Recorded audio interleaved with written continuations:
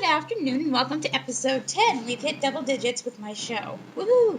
Lots of stuff to cover today, so let's get started. First off, for TV news, there's a lot of that this week as well. History Channel inherits the rights to a 1977 12-hour show called Roots, and it plans to restart it as an 8-hour miniseries. Fox orders Seth MacFarlane's new comedy Border Town, and it extended its first season of Seth Saves the World, despite its low ratings. There is talk about ABC possibly reviving Full House after its abrupt cancellation 20 years ago. A reunion amongst the cast happened sometime last month, in which the majority of the cast said they'd sign on again if an actual revival happens. The only couple so far that did not say they would come back were the Olsen twins, because they are done with acting altogether. A new fresh spin-off of Boy Meets World is also slated to air sometime next year, only being called Girl Meets World. What shows would you like to see revived? I'd love to see a remake of Emergency, Laverne and Shirley, and All in the Family. Famed soap opera All My Children is canceled again. AMC saw the end of its long run on ABC last year, but earlier this year it was picked up as an online series. However, it seems that the online program has also given the show the axe. SVU star Mariska Hargitay received a star on the Hollywood Walk of Fame on Friday. Along with Mariska and many members of her immediate family, her older brother and sister were also in attendance for the ceremony, in which Mariska was given a star next to her mother, Jane Mansfield. This comes at a time when rumor mills are buzzing that Mariska is considering leaving SVU.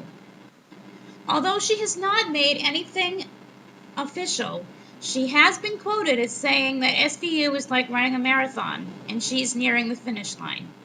We will see what happens and what she decides to do.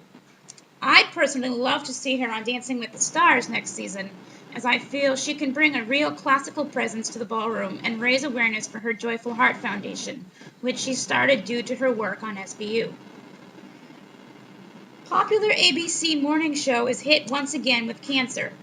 Good Morning America anchor Amy Robach has announced yesterday that she has breast cancer and will be having a double mastectomy.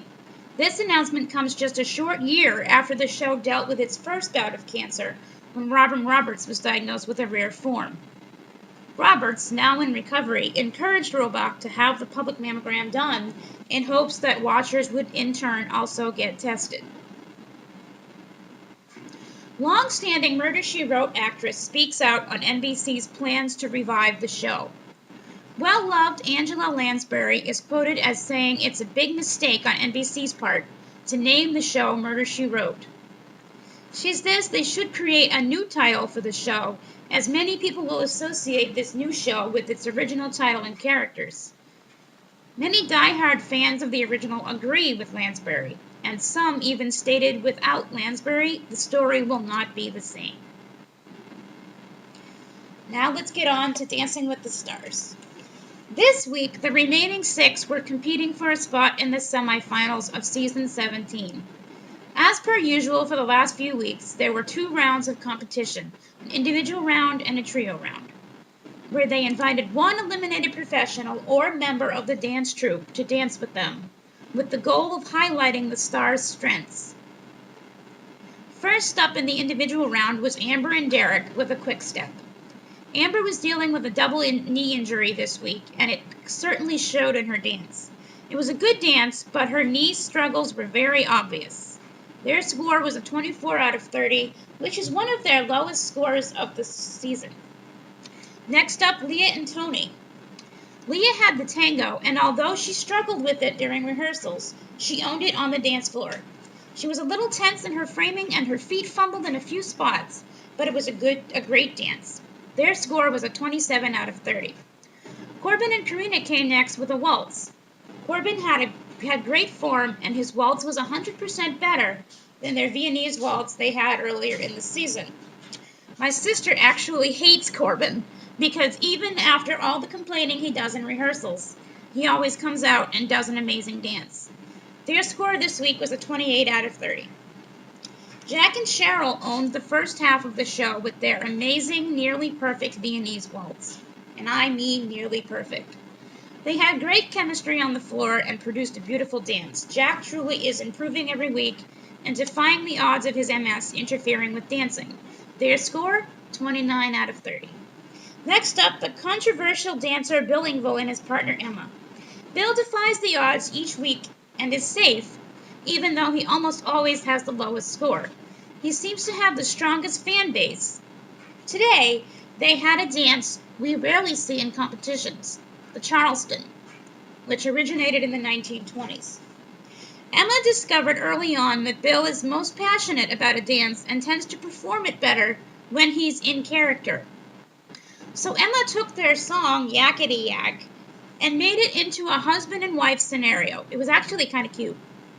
While he definitely brought the entertainment in, his steps were a little stiff, and he had very poor timing, which is not uncommon with a fast dance. Their score, 21 out of 30. Ending the first round is Elizabeth and Val, who performed a wedding-themed Viennese waltz, complete with the white wedding gown. Val came up with beautiful choreography. Their score, 26 out of 30. Next comes the second round, the trio rounds. This is done every season around this time, and it's only one of my favorites because you get to see some of the pros that were eliminated come back. I was a little upset that my buddy Tristan wasn't chosen, but I can only hope that's because he's using his spare time to prepare a beautiful dance for him and Valerie to do at the finale. The order was the same with the dancers, so first up was Amber and Derek, who chose Mark Ballas as their third dancer. Mark was eliminated on week 5 with his partner Christina Milian. Their trio dance was a salsa. It was a little rigid at the beginning, and the hip action was lacking on Amber's part, which probably had a lot to do with her knees. Their score, 26 out of 30. Leah and Tony added Henry from the dance troupe as their third dancer and had the only jive of the night. Since they had the song We're Not Gonna Take It, Leah came up with the idea to do a parody on the judges and how they always get booed for their advice, when most of the time it's true and needs to be heard.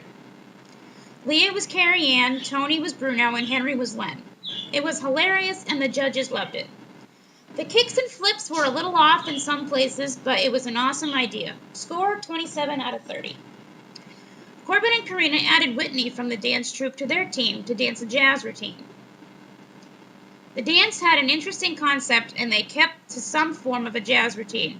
It fared very well with the judges and earned them a perfect score of 30. Jack and Cheryl added Sharna to their team. Sharna and her partner, Kishan Johnson, were the first team eliminated back on week 2. They had a samba to a song from the Jungle Book. The format was interesting and the introduction was awesome. There were a few mistakes, especially in his hand positioning. Their score was 25 out of 30. Bill and Emma chose recently eliminated pro Peta to dance with their team. Peta was eliminated last week. They had a Willy Wonka-inspired salsa with Bill as Willy Wonka and the two girls as his candy girls.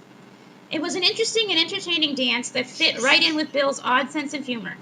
The judges, however, did not find it very full of technique. He had very little hip action and his moves were very stiff. 21 out of 30. Closing the show was Elizabeth and Val, who chose dance troupe member Gleb for their dance. They had a salsa. Their concept was awesome and hip action was spot on. They got a perfect score of 30. However, Elizabeth and Val produced another elimination shocker as they were sent home based on last week's scores of 25 out of 30 plus voters, which obviously a lot of Elizabeth's voters did not vote for her last week.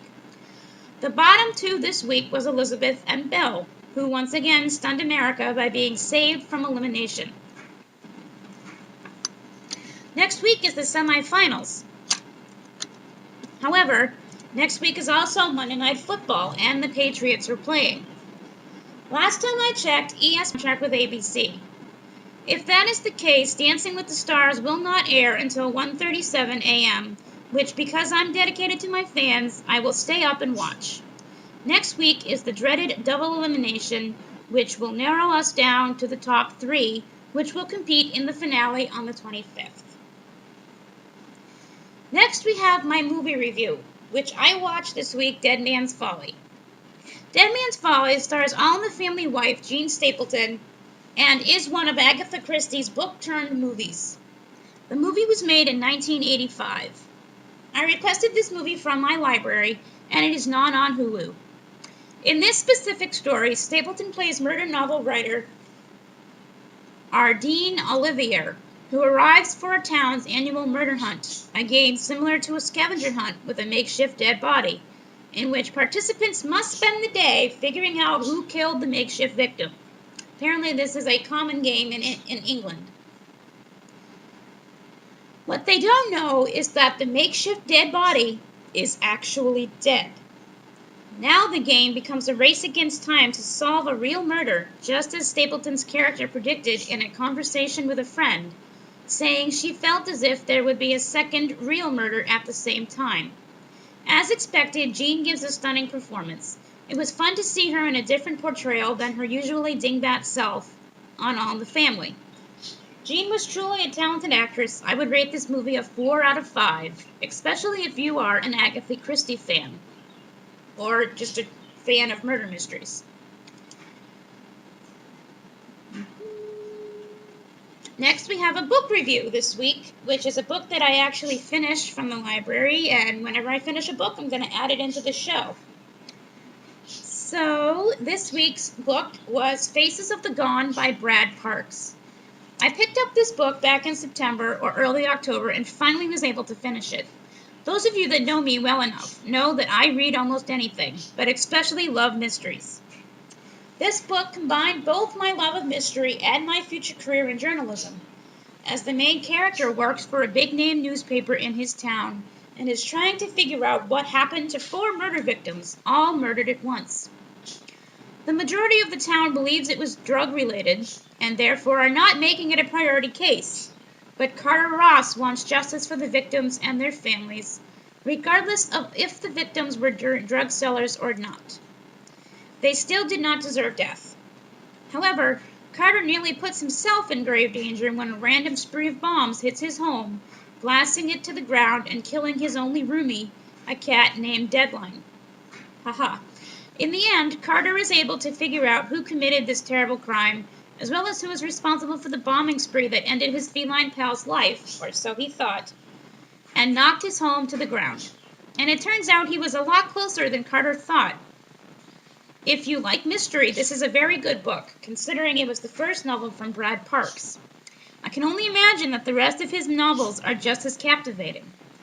Faces of the Gone was published by Minotaur Books in New York. Brad is a Dartmouth grad who now lives in Virginia with his wife and 2 children, where he continues to write novels. His website is bradparksbooks.com.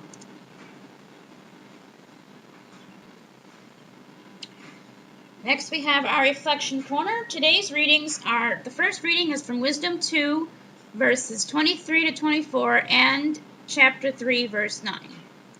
For God created man for incorruption, and made him in the image of his own eternity. But through the devil's envy, death entered the world, and those who belong to his party experience it. Those who trust in him will understand truth, and the faithful will abide with him in love, because grace and mercy are upon his elect, and he watches over his holy ones.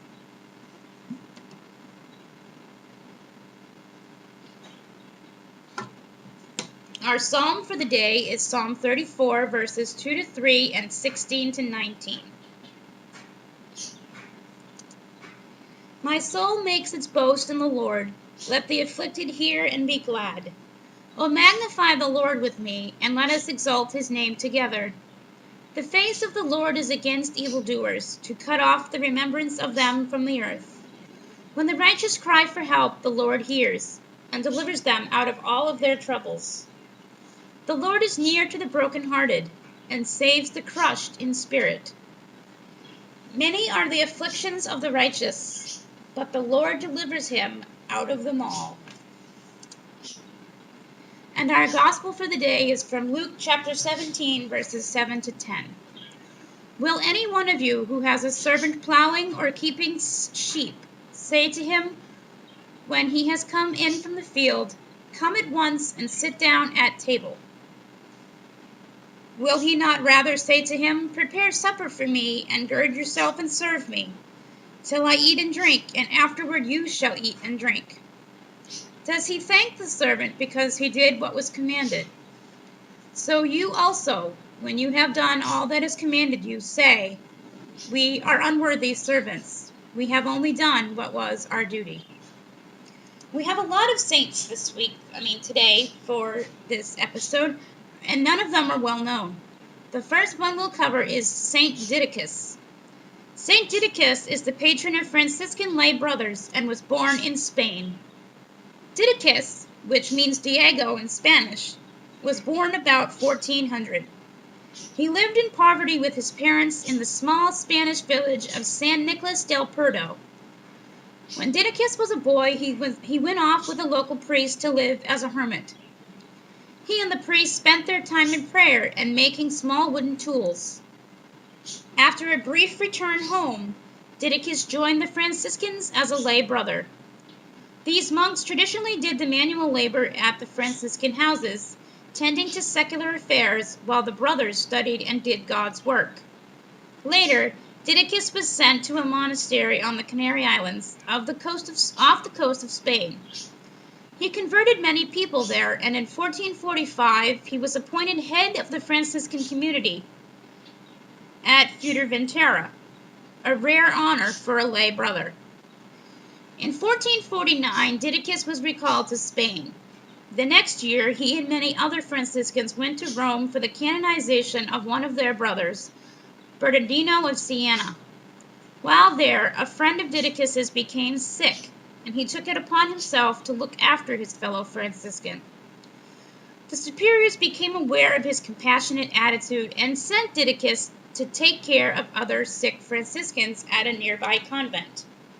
For 3 months, Didacus comforted the friars and was said to have made miraculous cures. When he returned to Spain, Didacus went to the monastery at Toledo, then spent his last years at Alcala, where he prayed and lived in solitude until his death in 1463. Didacus was canonized in 1588. Nearly 200 years later, Franciscans named the first mission in California after their saintly brother, calling it San Diego de Alcala. In his footsteps, doctors and nurses go through long years of training to prepare for their role as caregivers and healers. But some people, such as Didacus, find they have natural gifts for comforting and curing the sick. Miss Isaac Smith saw a need for aides and elderly patients to be literally touched by others. She founded the Heart Touch Project in 1993 to deliver free, compassionate, and healing massage to home or hospital-bound patients in the Southern California area. The benefits of massage include delay of muscle atrophy for inactive or bedridden people, enhancement of organ function and joint movement, and improvement of energy level. The Heart Touch Project is made up of volunteers who train extensively to bring weekly massage therapy to the most ill members of the community. To learn more, visit their website at www.hearttouch.org. Just spending time with those in need can be a crucial step in the healing process. Next, we have Saint Cunibert.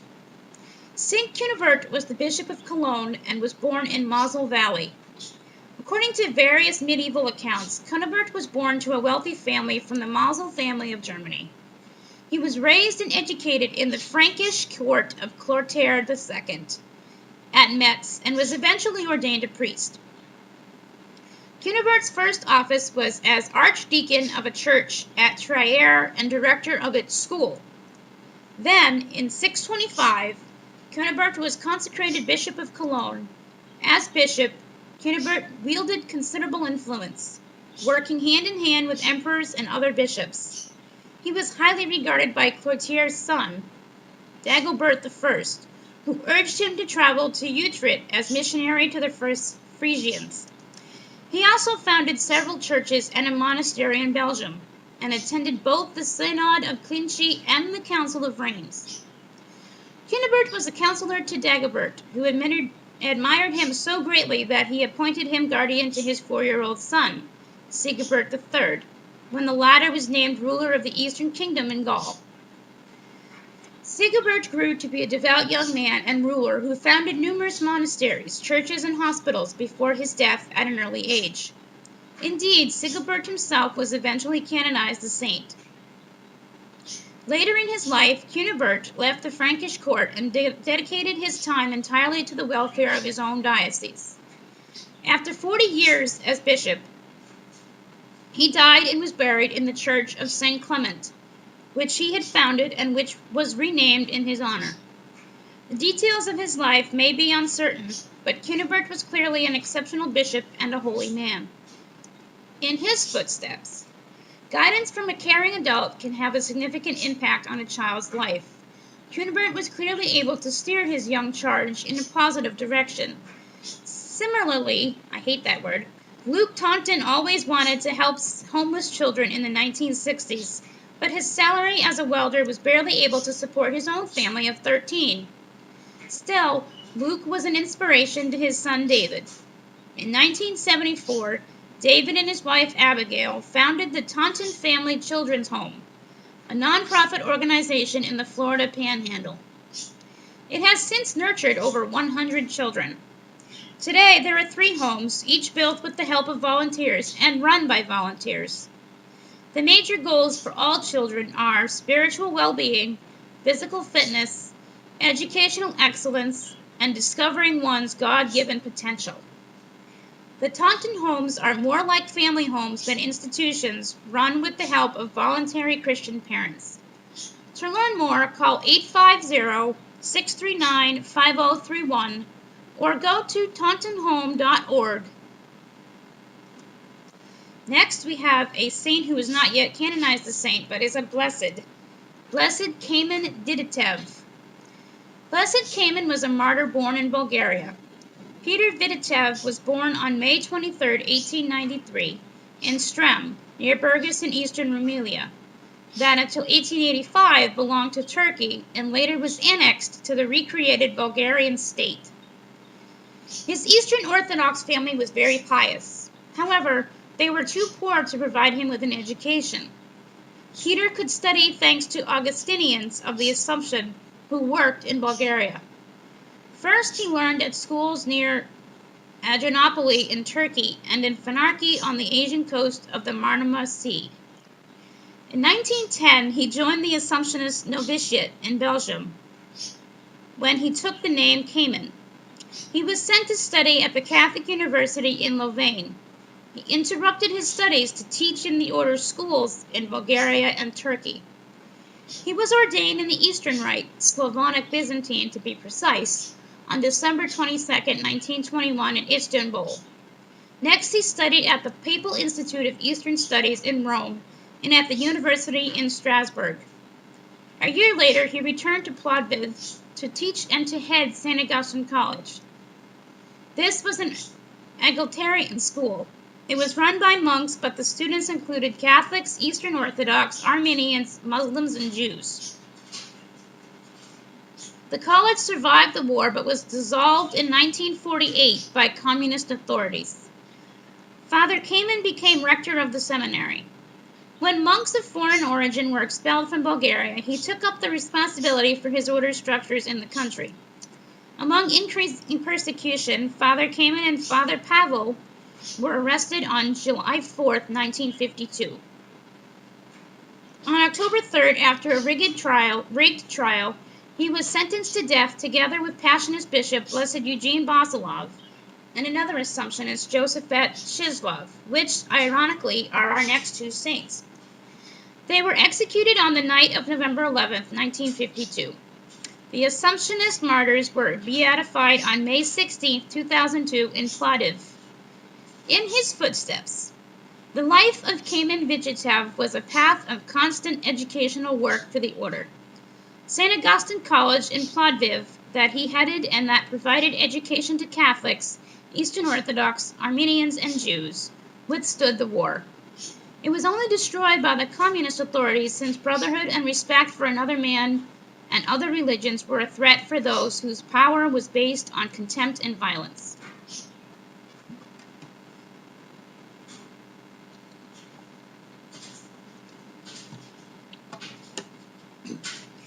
I also feel in duty bound to honor the memory of the other confessors of the faith who were sons and daughters of the Orthodox Church and who suffered martyrdom under the same communist regime, said soon-to-be Saint Pope John Paul II during the Beatification Mass in Plovdiv in 2002.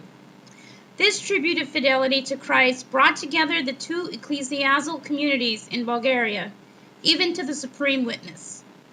Today, the Assumptionist Order, created in France in 1945, with the main goal of educating and presenting the Church's opinion in the media, runs lay schools, publishes daily La Croix. Next, we have Saint Josaphat. Saint Josaphat is the patron of ecumenists and was born in Volodymyr, Ukraine. There is little information on his childhood and youth.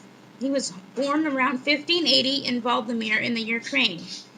At that time, the area was part of the Polish kingdom. He came from an Eastern Orthodox family with long merchant traditions. As a young man, he traveled to Vilnius to learn the merchant's profession and run his family's business. At that time, the city was flourishing, especially since 1578, when it became an academic center. Its residents, like residents of Volodymyr, represented many nationalities and religions. In that diversity, Josaphat sought the truth as the basis of unity. Particularly for Christians of various denominations, he welcomed the Lublin Union of 1596 that, while respecting the character and beauty of the Eastern Orthodox liturgy, repealed doctrinal divisions between its followers and Catholics, uniting them in a single church. Josaphat became a monk in a Basilian monastery supporting the union in Vilnius. Josaphat was a monk when he came to Płocka, Great Lithuanian Duchy, now Belarus, in 1617, where he became the igumen, or abbot, and later a bishop. He used his deep theological knowledge and great love to unite city residents who were divided over religion. This annoyed some Eastern Orthodox believers.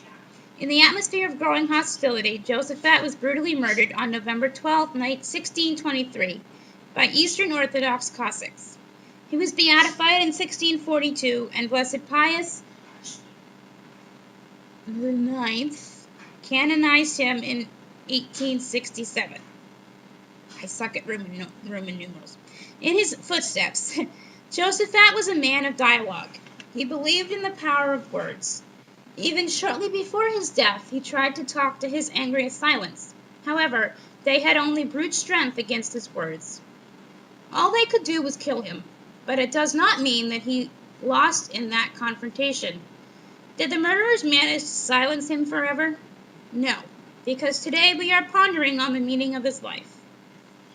The murderers showed that they were terribly lost, that they could not find God either in themselves or in their neighbor. The ecumenical dialogue between the Roman Catholic and Russian Orthodox churches began only in 1962. 3 years later, Patriarch Athanasius I of Constantinople and Pope Paul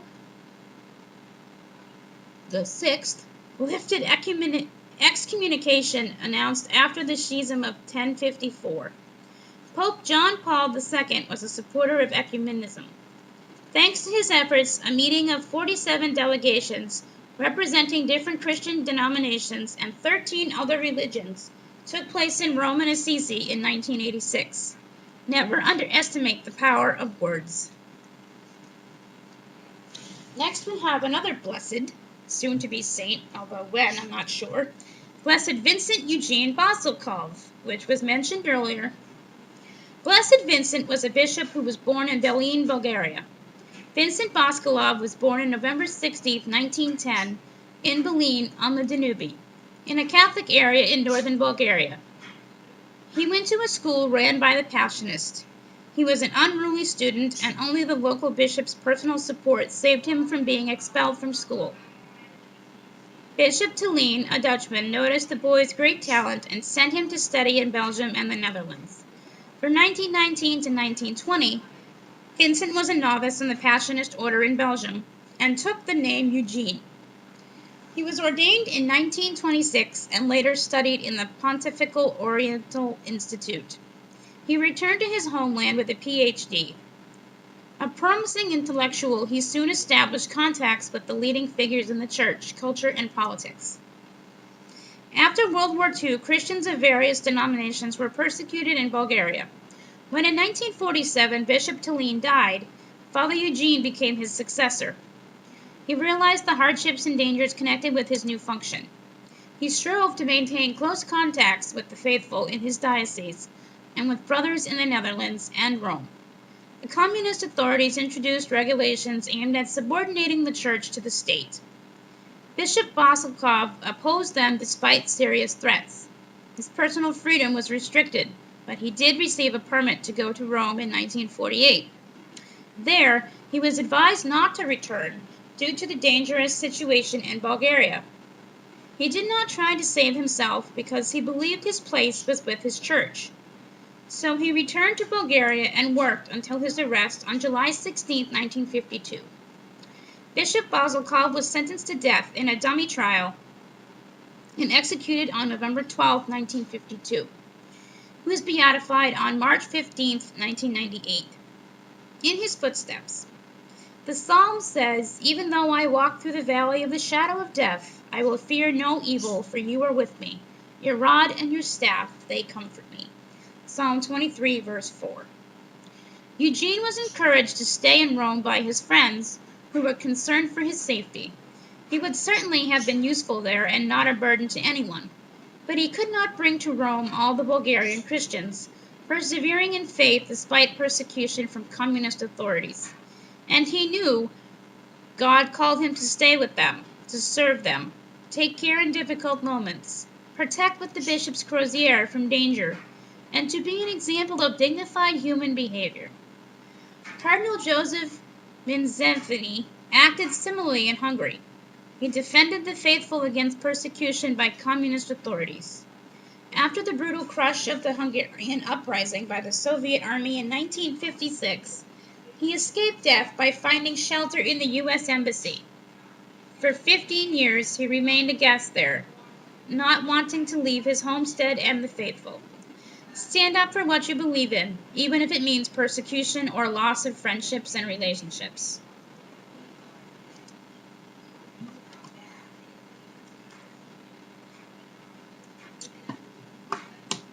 Blessed Josaphat Kozlowski is next. Blessed Josaphat was a Presmal bishop of the Eastern Rite churches who was born in Poland. The Lemkos who live in the Bezandy and Beskid-Niski mountains are among the ethnic groups that stayed loyal to the Union of Brest that created the Greek Catholic Church. Josaphat was born on March 3, 1876 in a Lemko village of Pakawaska near Sanik. He wanted to be a priest, so he entered the seminary where his talents were appreciated. He was sent to study in Rome. He graduated in 1907 and was ordained that same year. He returned to his homeland, Galicia, in western Ukraine, and worked in a seminary in Stanislav as deputy rector and lecturer of homiletics. It seems that this work did not satisfy him because in October of 1911 he entered Basilian novitiate, but he did not enjoy the peaceful monastic life for long. He was ordained Eastern Rite Catholic Bishop of Przemysl on September 23, 1917. There, he experienced the difficult period of emergence of the eastern border of Poland and of Ukrainian identity. He enjoyed great authority in the Polish episcopate as a theologian and minister, and co-founded the Catholic Action. After the border between Poland and Ukraine was determined, Kozlowski was arrested on September 20, 1945 by the Polish Security Service. He was accused of obstructing expatriation of the Ukrainian population to the Soviet Union and had to choose between conversion to Russian Orthodoxy or exile to Serbia. When he refused to renounce the Catholic faith, he was released for a short period. At that time, the Greek Catholic Church Synod in Lviv was recognized under the security service pressure, the supremacy of the Moscow Patriarch. Kozlowski remained the only Eastern Rite Catholic bishop. He was arrested again on June 26, 1946, and transferred to Kiev. He died in the Kiev prison on September 17, 1947.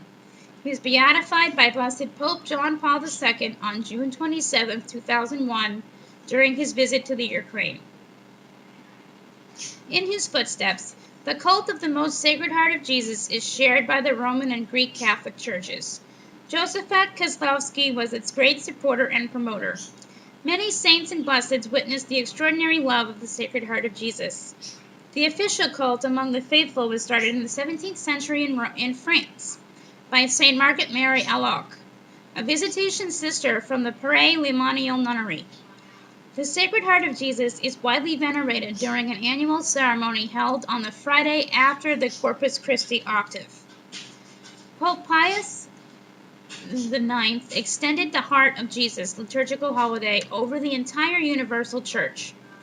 Ecuador, Colombia, Belgium, Spain, France, Mexico, Poland, and many other states and nations have trusted the grace of the Heart of Jesus.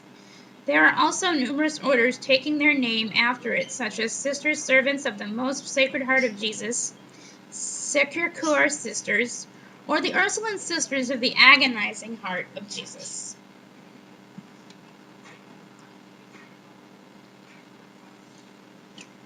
Lastly, we have our Fan of the Week, which this week's Fan of the Week is Vanessa Robles. This week, I introduced a new format for choosing my Fan of the Week.